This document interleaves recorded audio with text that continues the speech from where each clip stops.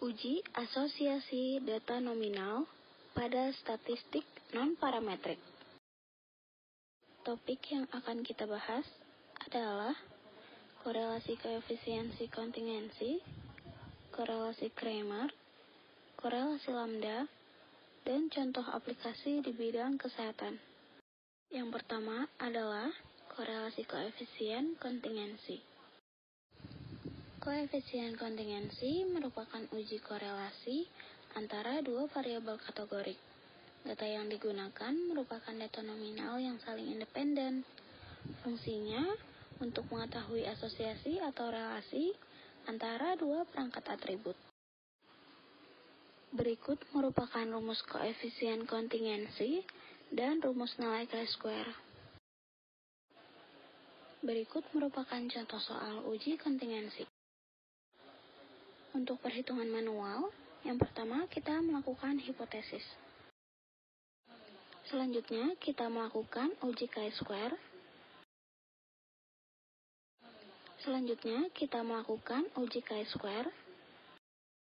Kesimpulannya, terdapat hubungan yang lemah antara merokok dengan kanker paru.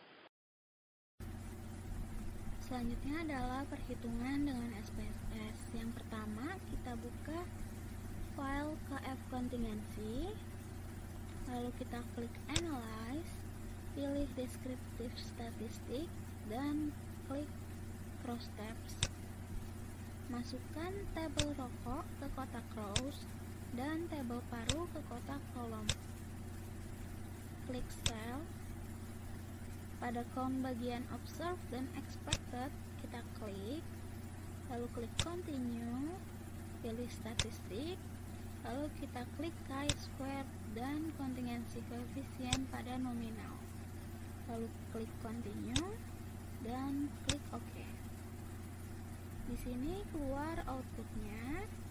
Pada tabel chi-square test, dilihat nilai asimptomatik SI-nya 0,00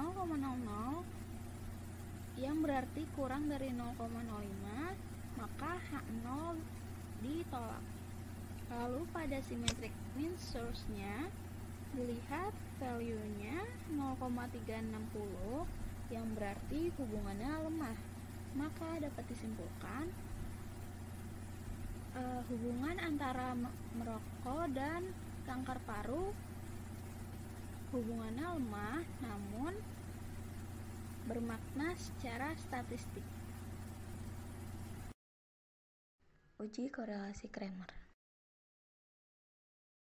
Uji korelasi Kramer mempunyai variabel berskala nominal dan dihitung menggunakan tabel kontingensi untuk dicari nilai expected pada setiap selnya. Kuatnya asosiasi dapat diukur dengan menghitung selisih antara frekuensi observasi yang sebenarnya dengan frekuensi harapan. Oleh karena itu, batas koefisien korelasi Kramer adalah 0 dan 1, maka diperoleh rumus sebagai berikut.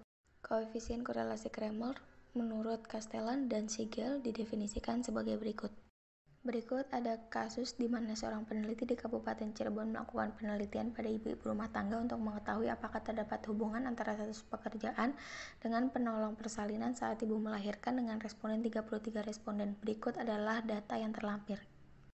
Kemudian mari kita selesaikan secara manual terlebih dahulu. Yang pertama ada penyajian data yang berupa tabel silang kontingensi sebagai berikut. Kemudian yang kedua ada menentukan hipotesis pengujian seperti ini.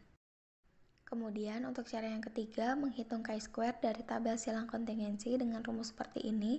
Kemudian menghitung nilai E atau frekuensi yang diharapkan dan hasil perhitungan chi-square yang dihasilkan seperti ini.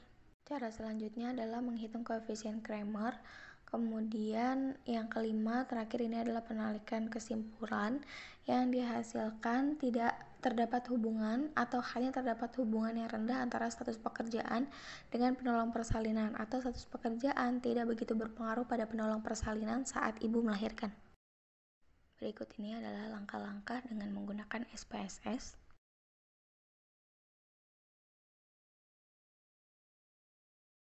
Berdasarkan output dari tes chi-square dan symmetric measures, diperoleh nilai Kramer sebesar 0,426 dan nilai P sebesar 0,808 yang berarti lebih besar daripada nilai alfa, maka HO gagal ditolak. Artinya tidak terdapat korelasi atau hubungan yang signifikan antara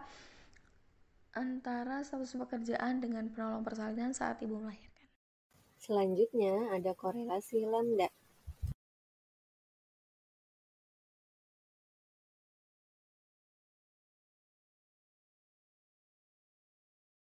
Berikut ini merupakan persamaan dan perbedaan dari uji korelasi koefisien kontingensi dengan lambda. Interpretasi hasil uji korelasi didasarkan pada kekuatan korelasi, nilai P, serta arah korelasinya.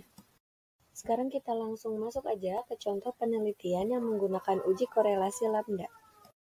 Berikut ini disajikan datanya, di mana variabel bebasnya adalah stres kerja dan variabel terikatnya adalah andropause. Pertanyaan penelitiannya adalah, berikut merupakan hipotesis penelitiannya. Untuk mencari koefisien korelasi lambda digunakan rumus sebagai berikut.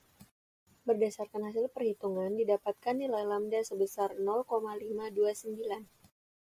Kesimpulannya sebagai berikut. Nilai lambda tadi menunjukkan kekuatan korelasi sedang. Sekarang kita lihat nilai lambda berdasarkan output SPSS. Pertama, buka file yang telah disediakan, lalu klik Analyze, Descriptive, kemudian Crosstat. Selanjutnya, masukkan variabel stres kerja ke dalam rows dan variabel andropause ke dalam kolom. Lalu klik Statistik, pilih lambda, setelah itu Continue, lalu OK. Berikut ini merupakan output korelasi lambda pada SPSS. Ternyata hasil lambda pada output SPSS sama dengan hasil lambda pada perhitungan manual, maka dapat disimpulkan bahwa hubungan antara stres kerja dengan andropause pada pria lanjut usia memiliki kekuatan korelasi sedang dan arah korelasi positif, yang berarti semakin meningkat derajat stres, maka semakin meningkat pula angka kejadian andropause. Jurnal pertama yaitu mengenai korelasi koefisien kontingensi. Untuk jurnal yang pertama ini dengan judul Analisis Korelasi Koefisien Kontingensi untuk mengetahui besarnya hubungan kejadian ISPA pada remaja. Tujuan penelitian ini adalah untuk mengetahui faktor-faktor penyebab terjadinya ISPA pada remaja yang berhubungan dengan kondisi lingkungan fisik rumah di Desa Namolandur, Kecamatan Namorambe, Kabupaten Deli Serdang. Nah, metode penelitian ini menggunakan survei analitik dengan rancangan survei cross-seksional dengan populasinya yaitu remaja yang berusia 12-15 tahun dan remaja yang berusia 16-18 tahun yang bertempat tinggal di Desa Namolandur sebanyak 80 responden. Sampel pada penelitian ini yaitu 44 responden menggunakan metode random sampling. Nah, variabel independennya yaitu luas ventilasi rumah, jenis lantai rumah, kepadatan hunian, kelembapan rumah, jenis dinding rumah, dan jenis atap rumah. Lalu ada variabel dependennya yaitu kejadian ISPA pada remaja dan teknik analisisnya menggunakan univariat, bivariat yaitu chi-square, dan multivariat yaitu regresi logistik. Pada tabel 14, diperoleh hasil selisih antara Cmax dengan C yang paling kecil berarti memiliki keeratan hubungan yang semakin besar antara variabel independen dengan variabel dependennya. Sehingga dari hasil analisis ini dapat kita lihat bahwa variabel atap rumah dengan C sama dengan 0,422 memiliki keeratan hubungan yang sangat besar dengan munculnya kejadian penyakit ISPA. Dan variabel dinding rumah dengan C sama dengan 0,033 memiliki hubungan yang tidak kuat dengan munculnya kejadian ISPA bagi remaja di Desa Namolandur, Kecamatan Namorambe, Kabupaten Deli Serdang. Jurnal kedua mengenai korelasi Kramer. Judul penelitian ini yaitu hubungan tingkat pendidikan orang tua dengan kesehatan anak. Tujuannya yaitu untuk mengetahui hubungan tingkat pendidikan dengan kesehatan anak. Lalu untuk metode penelitian yang dipakai yaitu survei analitik dengan rancangan survei cross-seksional dengan populasinya yaitu orang tua yang mempunyai balita berusia 0-5 tahun sebanyak 211 orang. Lalu untuk sampelnya sendiri yaitu ada 138 responden yang dihitung menggunakan rumus Slovin. Dan variabel independennya yaitu tingkat pendidikan orang tua, variabel dependennya yaitu kesehatan anak, serta teknik analisis yang digunakan yaitu uji korelasi koefisien Kramer. Pada tabel 1 ini bisa kita lihat bahwa ibu dengan tingkat pendidikan menengah menempati posisi tertinggi dengan anak yang sakit sebanyak 31 anak atau sebesar 22,5%. Pada tabel 2 terlihat angka Kramernya ini kan 0,337 yang menunjukkan bahwa adanya hubungan yang lemah antara tingkat pendidikan dengan kesehatan anak. Dari hasil penelitian ini menunjukkan bahwa tingkat pendidikan ibu berhubungan dengan kesehatan anak walaupun kekuatan hubungannya lemah. Adapun tingkat pendidikan yang menunjukkan kejadian anak sakit tertinggi pada ibu dengan tingkat pendidikan menengah sebesar 22,5%.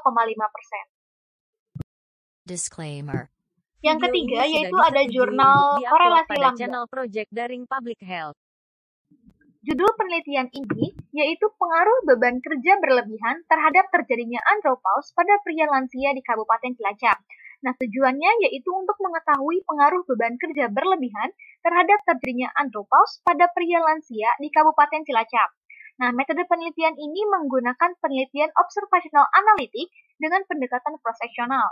Nah, populasinya yaitu seluruh pria yang memenuhi kriteria yaitu usia 40-65 tahun, memiliki pekerjaan, tidak memiliki kelainan pada testisnya, tidak obesitas, dan bersedia menjadi subjek penelitian di wilayah Kabupaten Cilacap. Sampel pada penelitian ini yaitu 300 orang berumur 40-65 tahun dengan purposive random sampling. Nah, variabel independennya yaitu pengaruh beban kerja berlebihan dan variabel dependennya yaitu andropause pada pria lansia. Nah, teknik analisis yang digunakan yaitu metode analisis uji korelasi lambda. Pada tabel 8 di atas, diketahui bahwa jumlah responden yang telah mengalami andropause paling banyak pada kelompok responden yang mengalami stres kerja, yaitu sebanyak 117 orang. Dan responden yang belum mengalami andropause paling banyak pada kelompok responden yang tidak mengalami stres kerja, yaitu sebanyak 105 orang. Dari hasil pengujian lambda, didapatkan bahwa nilai signifikansi P sama dengan 0,000, di mana P kurang dari 0,005 dan nilai lambdanya yaitu 0,408. Nah, berdasarkan hasil uji korelasi lambda tersebut, dapat disimpulkan bahwa terdapat hubungan antara stres kerja dengan andropause pada pria lanjut usia di Kabupaten Temanggung dengan kekuatan korelasinya sedang, yaitu lambdanya sama dengan 0,408. Sekian presentasi dari kelompok kami, kurang lebihnya mohon maaf. Wassalamualaikum warahmatullahi wabarakatuh.